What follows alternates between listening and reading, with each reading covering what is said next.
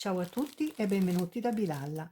Con questo video vorrei fare un approfondimento sugli stampi in silicone, in quanto sono parte dell'attrezzatura che utilizzo maggiormente nei miei lavori di decorazione con lo stucco.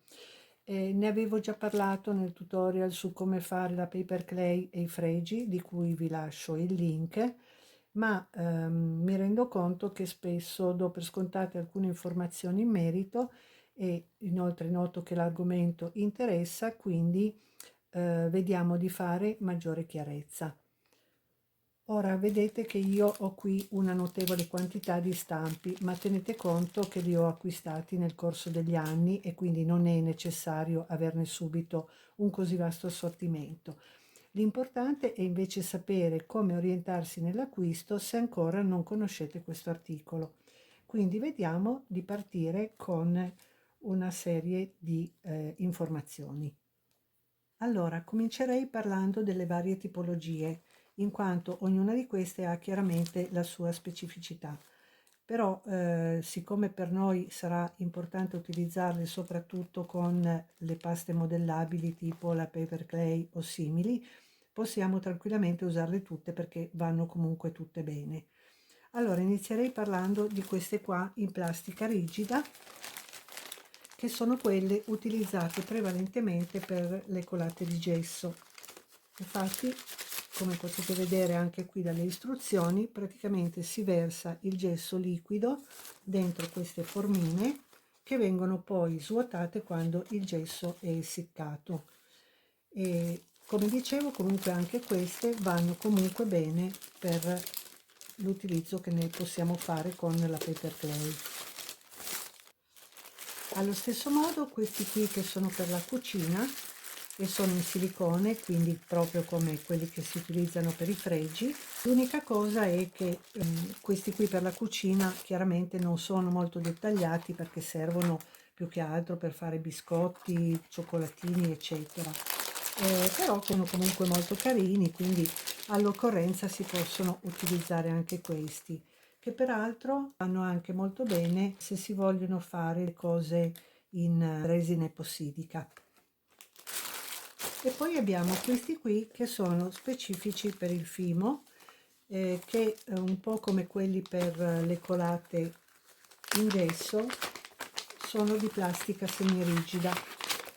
Questi però sono già un pochino più morbidi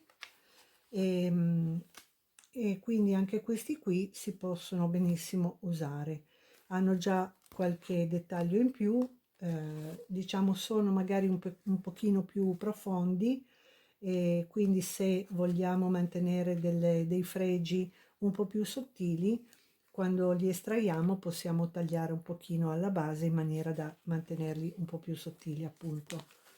E anche qui vedete che comunque ci sono poi svariate forme, disegni, eccetera. Un'altra tipologia sono questi qui invece proprio specifici per la resina epossidica, che sono sempre in silicone ma hanno delle forme diciamo più grandi, più accoglienti, perché devono appunto accogliere grandi quantità di resina epossidica, nella quale poi, non so se avete presente, si mettono poi degli oggettini all'interno per fare tipo dei paesaggi, eccetera. E questi li abbiamo in vari formati, dal tondo all'ovale, al quadrato, eccetera. E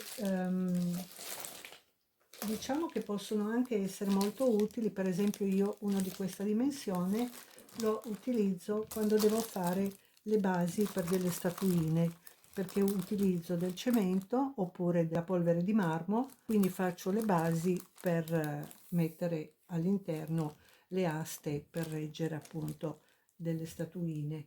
E poi ci sono quelli che si utilizzano per fare anche della gioielleria, tipo questi, che però possono essere utilizzati anche questi qui per fare appunto delle formine con la paper clay. E comunque anche questi qui per la resina epossidica, ci sono anche i modelli molto dettagliati, non so se riuscite a vedere, ecco, e e che quindi possono tranquillamente essere utilizzati appunto anche per la paper clay. Ecco, passiamo ora agli stampi in silicone specifici per i fregi. Anche qui comunque dobbiamo fare una piccola distinzione, che però è abbastanza importante, nel senso che se si tratta di stampi che vengono utilizzati prevalentemente in pasticceria, quindi per fare le decorazioni per esempio in cioccolato o in glassa per le torte, saranno dei fregi piuttosto sottili, piuttosto piccoli, e quindi non è che proprio sia impossibile utilizzarli, ma diventa abbastanza difficile, anche perché, ecco, questo è un esempio. Vi faccio vedere, il problema è che sono molto sottili come profondità, e spesso e volentieri hanno tutti questi dettagli molto molto sottili, per cui capite che diventa molto difficile al momento di estrarre la paper clay, estrarla senza che si rompa. Questo è uno, per esempio. Un altro è questo qui. Sono molto carini e anche molto dettagliati, però diventa poi veramente complicato tirare fuori le forme. Quindi quando li acquistate fate attenzione alla loro peculiarità. Se sono per decorazioni per le torte è meglio evitarli, perché sono, ripeto, difficili da utilizzare. Diversamente abbiamo poi anche qui svariate forme. Abbiamo da quelli, diciamo, tra virgolette normali, che hanno quindi una profondità che consente facilmente di lavorarli, fino a quelli proprio tridimensionali, nel senso che hanno proprio una profondità notevole, come questi. Oppure tipo questi fiori. Ecco, vedete che per esempio da questo fiore qua ho fatto una candela, anche perché si possono utilizzare tra l'altro anche per fare le candele. Quelli tridimensionali li trovate in forma singola, altrimenti gli altri tipi possono essere anche singoli come questo qui, oppure possono contenere più forme in uno. Per esempio questi fiorellini, abbiamo lo stesso tipo di fiore riprodotto però in 4 misure diverse. Questo naturalmente vale un po' per tutti i soggetti, che possono essere per esempio anche le foglie, per esempio anche questa qui. Poi ce ne sono un po' di tutte le misure, ci sono da quelli piccoli a quelli medi a quelli un po' più grandi. Poi altri tridimensionali sono questi qui con i musetti dei gatti, che per esempio ne ho utilizzato uno per decorare questo reggilibro, di cui peraltro trovate anche il tutorial nel mio canale. Poi anche in questo caso si possono utilizzare anche quelli che sono più specifici per l'utilizzo della resina epossidica, tipo questo.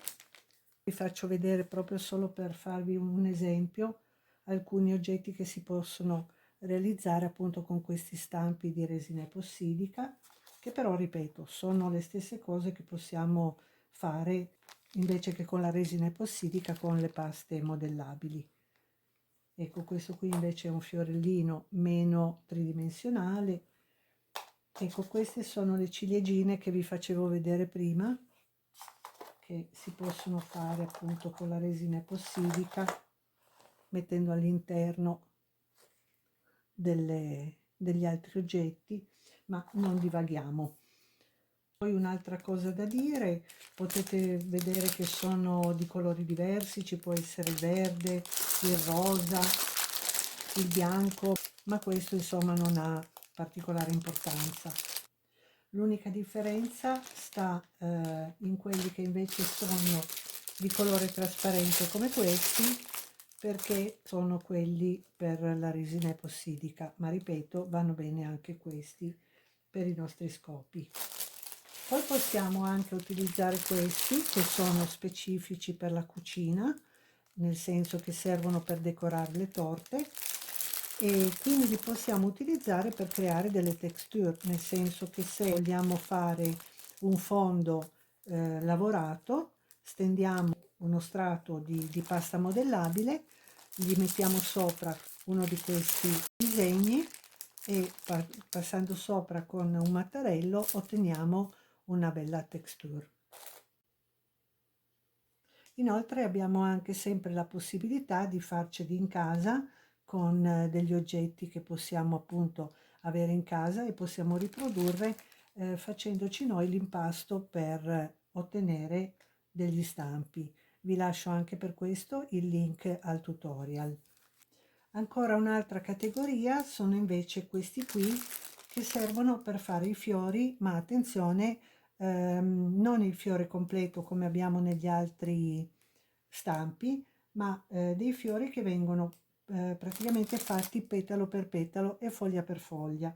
Quindi vengono venduti praticamente a coppia, dove abbiamo i due petali che si sovrappongono per fare la parte anteriore e quella posteriore del petalo, così come delle foglie. E insieme spesso, o comunque ne possono fare parte, vengono venduti questi tagliapasta, che in realtà sono poi quelli che utilizziamo anche qui in cucina, per esempio per tagliare i biscotti. Si prepara lo stampo del petalo o della foglia e poi si ritaglia a misura con questi tagliapasta. Possono anche essere tipo questo qua, che praticamente si mette un pezzettino di pasta in mezzo, poi si chiude, si preme e quando si riapre abbiamo praticamente i petali pronti. E alla fine vi voglio parlare di questi qui, che sono poi quelli in definitiva che io uso maggiormente nei miei lavori. Io li apprezzo molto intanto perché hanno delle dimensioni abbastanza grandi, come potete vedere sono tutti dei fregi di dimensioni piuttosto notevoli, che quindi vanno molto bene quando si vogliono decorare scatole o vasi, insomma, di una certa dimensione. Oltretutto in ogni stampo, come vedete, ci sono più fregi, quindi si può utilizzare uno stampo solo per fare un intero lavoro, perché ci sono veramente tante immagini. Oltretutto abbiamo anche la possibilità di trovare questi qui che hanno proprio delle cornici che sono molto utili, anche qui di vario genere, di varia grandezza, e mi piacciono molto soprattutto perché hanno questi stili antichi, tipo stile barocco, stile antico romano, che quindi applicati su vasi che vogliamo, a cui vogliamo dare un aspetto antico, vanno veramente molto bene. E questo è l'ultimo lavoro che ho fatto, l'uovo Fabergé apribile, e questo l'ho fatto utilizzando questi fregi qui, come vi dicevo, che sono grandi e quindi vanno molto bene per vasi di una certa dimensione e a cui vogliamo dare un aspetto antico. A proposito di questi tipi di stampi, volevo fare ancora una precisazione. Come potete vedere, sono praticamente uguali, nel senso che hanno le stesse misure e hanno le stesse tipologie di fregi, però c'è una sostanziale differenza che sta nella tipologia del silicone. Come potete notare già anche a occhio, questo silicone è molto più denso, quindi anche un pochino più rigido, mentre questo è un silicone molto morbido. Però a livello di resa, io che li ho provati tutti e due, vi posso garantire che sono esattamente la stessa cosa, perché comunque hanno la stessa profondità, i dettagli sono perfetti come in questi, quindi si tratta semplicemente di una tipologia diversa di fattura, in quanto questi qui sono specifici per gli artigiani che fanno il restauro dei mobili, per esempio, mentre questi qui sono prodotti in Cina e quindi, come è facile intuire, hanno dei prezzi notevolmente diversi. Oltretutto questi sono forniti con una confezione particolare, mentre questi vengono forniti con degli anonimi sacchetti di plastica. Ma ripeto, queste sono proprio delle differenze che non hanno importanza a livello dell'uso che ne faremo noi. Bene, e adesso vediamo come si utilizzano. Innanzitutto, per rendere più facile l'estrazione della pasta, dobbiamo prima inumidire lo stampo con dell'olio baby o olio per il corpo. Quindi mettiamo un po' di olio in una ciotolina, inumidiamo un pennellino e andiamo a prendere una forma, quindi lo spalmiamo sulla forma e poi prendiamo un po' di paper clay o qualunque altro tipo di pasta modellabile abbiamo deciso di utilizzare, la passiamo un po' in mezzo alle mani e poi andiamo a premerla dentro lo stampo, assicurandoci che vada a riempire tutte le parti ma senza venire fuori dallo stampo, perché altrimenti rimangono poi dei fastidiosi residui.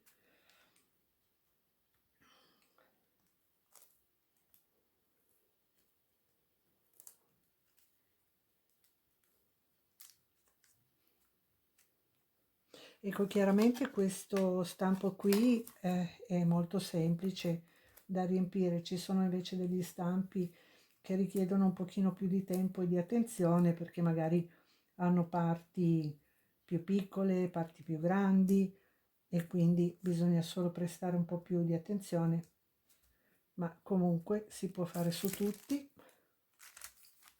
Poi prendiamo un mattarello che può essere, questo qui è specifico per le paste modellabili, però può andare bene anche un mattarellino di quelli di legno da cucina, oppure se non l'avete anche una bottiglia di vetro per esempio, e facciamo esattamente il lavoro di passare con il mattarello. Ecco, vedete che qui dove esce il materiale dobbiamo toglierlo perché altrimenti poi rimane brutto da vedere.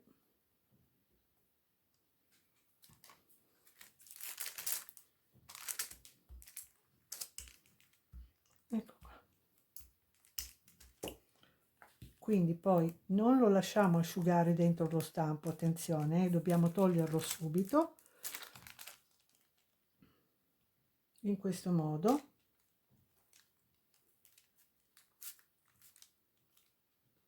Ed ecco qua che lo stampo è pronto.